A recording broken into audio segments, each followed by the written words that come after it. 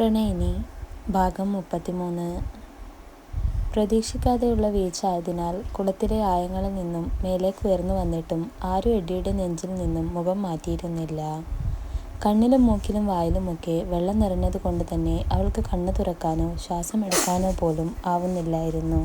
കൂടാതെ കുളത്തിലെ തണുപ്പും കൂടി ആയപ്പോൾ വിറച്ചുകൊണ്ടവൾ അവൻ്റെ നെഞ്ചിലെ ചൂടിലേക്ക് ഒതുങ്ങി നിന്നു. ഇങ്ങനെ ഇറുക്കി കൊല്ലാതെ ബൊമ്മക്കുട്ടി, അല്ലേ തന്നെ ഇച്ചായൻ്റെ കൺട്രോൾ മൊത്തം പോയിരിക്കുവാട്ടോ. ഏറെ നേരമായിട്ടും അവളിൽ നിന്നും ഒരു അനക്കവുമില്ലാത്തത് കണ്ട എഡ്ഡി കുസൃതിയോടെ അതും പറഞ്ഞുകൊണ്ടവളുടെ വെള്ളത്തുള്ളികൾ നിറഞ്ഞു നിൽക്കുന്ന ഇടുപ്പിൽ ഇരു കൈയും വെച്ച് അമർത്തിയപ്പോൾ ഒരേങ്ങലോടെ അവൾ അവനെ മിഴികൾ ഉയർത്തി നോക്കി. അപ്പോളായിരുന്നു അവൾക്ക് സ്ഥലകാല ബോധം വന്നത്. ആകെ നനഞ്ഞിരിക്കുന്ന തൻ്റെ കോലം ഒന്ന് നോക്കിക്കൊണ്ടവൾ വേഗം തന്നെ കൈയെടുത്ത് എഡ്ഡിയുടെ ഇരു കണ്ണുകൾക്ക് മേലെയും വെച്ചു. എന്തുകൊണ്ടോ അവൾക്കപ്പോൾ അങ്ങനെ ചെയ്യാനായിരുന്നു തോന്നിയത്. എന്നാൽ അവളുടെ പ്രവൃത്തി എഡ്ഡിയിൽ കുറുമ്പാണുണ്ടാക്കിയത്. അവൻ ഒരു നിമിഷം പോലും പാഴാക്കാതെ ആരുവിൻ്റെ കൈ തൻ്റെ കണ്ണിൽ നിന്നും പിടിച്ചു മാറ്റിയ ശേഷം അവളുടെ കൈവെള്ള തൻ്റെ ചുണ്ടോട് ചേർത്ത് അതിൽ അമർത്തി ചുംബിച്ചു. അവൻ്റെ ആ പ്രവൃത്തിയിൽ ആ തണുപ്പിലായിരുന്നിട്ട് കൂടിയും ആരു ആകെ മരവിച്ചു പോയി. ശരീരം മുഴുവനും അറിയാതെ അവനിലെ ചൂട് നിറയുന്നത് പോലെ അവൾക്ക് തോന്നി. കളിയിൽ ചെയ്തു തുടങ്ങിയതാണെങ്കിലും നനഞ്ഞു വിറച്ചുകൊണ്ട് തൻ്റെ നെഞ്ചോരം നിൽക്കുന്നവളെ കാണവേ എഡ്ഡിയിലും എന്തോ ഒരു മാറ്റം. എങ്കിലും അതൊക്കെ അടക്കിക്കൊണ്ടവൻ അവളെ നോക്കി. മതി മതി, ഇനിയും ഇങ്ങനെ നിന്നാൽ പിന്നെ ഇച്ചാൻ വല്ലതും ചെയ്തു പോയാൽ എൻ്റെ കൊച്ചിനത് താങ്ങില്ല. അതുകൊണ്ട് വേഗം വീട്ടിലേക്ക് പോയിക്കോ. അതും പറഞ്ഞുകൊണ്ട് എഡ്ഡി അവിടെ വെച്ച് തോർത്തെടുത്ത് ആരുവിൻ്റെ മുഖവും തലയും ഒക്കെ തുവർത്തി കൊടുക്കാൻ തുടങ്ങി.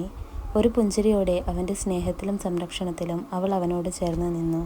എന്നാൽ ഇതേ സമയം ഇതൊക്കെയും കുളത്തിലെ ഡോറിൻ്റെ അരികിൽ നിന്ന് കൊണ്ട് കണ്ട നന്ദൻ ദേഷ്യം കൊണ്ട് വിറച്ചു.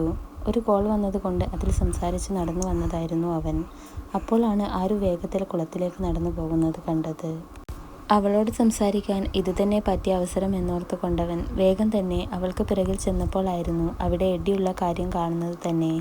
പിന്നെ അവിടെ നടന്നതൊക്കെയും നേരിട്ട് കണ്ടപ്പോൾ അവന് തൻ്റെ ദേഷ്യം അടക്കാനാവുന്നുണ്ടായിരുന്നില്ല.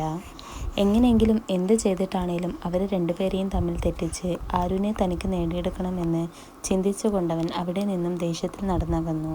കുറച്ചു ദൂരം പിന്നിട്ടപ്പോഴായിരുന്നു അവനെ തന്നെ നോക്കി നിൽക്കുന്ന ശില്പയെ അവൻ കണ്ടത്. അവളുടെ നിൽപ്പിലും മുഖത്തെ ഭാവത്തിലും കുറച്ചു മുന്നേ താൻ കണ്ടത് അവളും കണ്ടു കാണും എന്നവന് മനസ്സിലായി.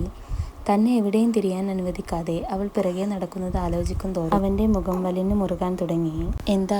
എന്താടി നിനക്ക് വേണ്ടത്? എപ്പോൾ നോക്കിയാലും എൻ്റെ പിറകെ വരുന്നത് എന്തിനാ? ശല്യം. ദേഷ്യത്തോടെയുള്ള അവൻ്റെ വാക്കുകൾ കേട്ടപ്പോൾ അവളുടെ ഹൃദയം ഒന്ന് പിടഞ്ഞെങ്കിലും അത് പുറത്ത് കാണിക്കാതെ അവൾ അവനെ ദേഷ്യത്തിൽ തന്നെ നോക്കി. എനിക്ക് വേണ്ടത് എൻ്റെ ഭർത്താവിനെയാണ്, അതായത് നിങ്ങളെ. പിന്നെ ഞാൻ പിറകെ നടക്കുന്നത് വേറെ ആരുടെയും അല്ലല്ലോ, എൻ്റെ ഭർത്താവിൻ്റെ അല്ലേ? ശില്പ പറയുന്നത് കേട്ടപ്പോൾ നന്ദൻ പുച്ഛത്തോടെ അവളെ നോക്കി. നിന്റെ ഭർത്താവെന്നോ? ഇത്രയും എന്നോട് ചെയ്തു കൂട്ടിയിട്ട് നിനക്കെങ്ങനെ പറയാൻ തോന്നുന്നു ശില്പ? നീ ഒരു പെണ്ണാണോ? എന്നെ ചതിച്ച് വിവാഹം ചെയ്തവളല്ലേ നീ? നീ ഇല്ലായിരുന്നെങ്കിൽ ഇന്ന് ഞാൻ എൻ്റെ ആരുവിനെ സ്വന്തമാക്കിയേനെ. അവളെ കണ്ട് പഠിക്കടി നീയൊക്കെ. സ്നേഹിക്കുന്നവർക്ക് വേണ്ടി ജീവൻ പോലും കൊടുക്കുന്നവളാണവൾ, പ്രിയപ്പെട്ടവർക്ക് വേണ്ടി ജീവിക്കുന്നവൾ. നീയൊന്നും അവളുടെ അയലത്ത് പോലും വരില്ല. എൻ്റെ മുന്നിൽ നിന്നും പോയിക്കോ ശില്പ. പുച്ഛത്തോടെയും ദേഷ്യത്തോടെയും പറഞ്ഞുകൊണ്ടവൻ അവളെ മറികടന്നു പോയപ്പോൾ അവൻ്റെ വാക്കുകളിൽ കുരുങ്ങിക്കിടക്കുകയായിരുന്നു ശില്പ. നന്ദൻ്റെ സ്നേഹത്തിന് വേണ്ടി കൊതിച്ച് അവൾ വീണ്ടും തൻ്റെ പഴയ സ്വഭാവത്തിലേക്ക് തിരിച്ചു വരാൻ ഒരുങ്ങുകയായിരുന്നു. അപ്പോൾ അവൾ പോലും അറിയാതെ അവളുടെ മനസ്സിൽ ആരുവിനെ ഇല്ലാതാക്കാനുള്ള ചിന്ത വരെ കടന്നു വരാൻ തുടങ്ങി. ഇല്ല നന്ദ, ഞാനല്ലാതെ ഇനി നിന്റെ ജീവിതത്തിൽ വേറെ ഒരു പെണ്ണും ഉണ്ടാവില്ല. ഞാനും നീയും നമ്മുടെ കുഞ്ഞും മാത്രം മതി. അതിൻ്റെ ഇടയിൽ ആര് കയറി വന്നാലും അവരെ ഞാൻ കൊല്ലും.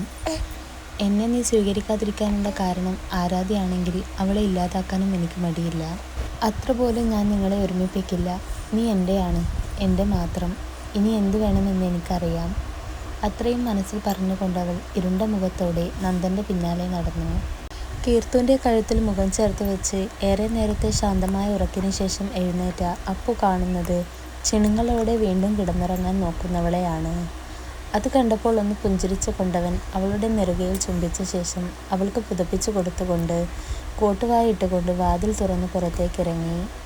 ചുറ്റിലും ഒന്ന് നോക്കിക്കൊണ്ട് ഒന്ന് മൂരി നിവർന്ന അപ്പു നനഞ്ഞ കോഴികളെ പോലെ കയറി വരുന്ന എഡ്ഡിയെയും ആരുവിനെയും കണ്ടപ്പോൾ വായും തുറന്നുകൊണ്ടവരെ നോക്കി. ഇതേസമയം ആരും കാണാതെ വേഗം മുറിയിലേക്ക് എത്താമെന്ന കണക്കുകൂട്ടലിൽ വേഗത്തിൽ വന്ന അവർ രണ്ടുപേരും തങ്ങളെ കൂർപ്പിച്ച് നോക്കി നിൽക്കുന്ന അപ്പുവിനെ കണ്ടപ്പോൾ പിടിച്ചു കെട്ടിയ പോലെ ഒന്ന് നിന്നു. അവൻ്റെ ചൂഴ്ന്നുള്ള നോട്ടം കണ്ടപ്പോൾ എഡ്ഡി ഇളിച്ചു കൊടുത്തുവെങ്കിലും ആരു ചിരിക്കണോ കരയണോ എന്നറിയാതെ നിൽക്കുകയായിരുന്നു. ഏട്ടാ. പിന്നെ ഒന്നും മിണ്ടാതെയുള്ള അപ്പുവിൻ്റെ നോട്ടം കണ്ടപ്പോൾ ആരു പതിയെ അവനോടെന്തോ പറയാനായി വന്നതും അപ്പു കൈ ഉയർത്തിക്കൊണ്ട് അവളെ തടഞ്ഞു. ഒന്നും പണയണ്ട, മോൾ പോയി ഡ്രസ്സൊക്കെ മാറ്റിവാ. അപ്പോഴേക്കും ഞാനെൻ്റെ അളിയനെ ഒന്ന് വിശദമായി കാണട്ടെ. അപ്പു അത് പറഞ്ഞപ്പോൾ ആരു എഡ്ഡിയെ ദയനീയമായി ഒന്ന് നോക്കിയ ശേഷം വേഗത്തിൽ മുറിയിലേക്ക് നടന്നു. നോക്കി വെള്ളമിറക്കി കഴിഞ്ഞെങ്കിൽ നമുക്ക് അങ്ങേക്ക് പോയാലോ? ആരു പോയ വഴിയെ നോക്കി നിൽക്കുന്ന എഡ്ഡിയെ കളിയാക്കിക്കൊണ്ട് അപ്പു ചോദിച്ചപ്പോൾ അവൻ ചമ്മിയ ചിരിയോടെ അപ്പുവിൻ്റെ കൂടെ നടന്നു. അങ്ങനെ എഡ്ഡിയും അപ്പുവും എന്തോ പറഞ്ഞ് കളിച്ച് ചിരിച്ച് നടക്കുന്നതിനിടയിലായിരുന്നു പെട്ടെന്ന് ശില്പ വന്നവരുടെ മുന്നിൽ നിന്നത്. പെട്ടെന്നുള്ള അവളുടെ പ്രവൃത്തിയിൽ കാര്യം അറിയാതെ എഡ്ഡിയും അപ്പുവും അവളെ ഗൗരവത്തോടെ നോക്കി.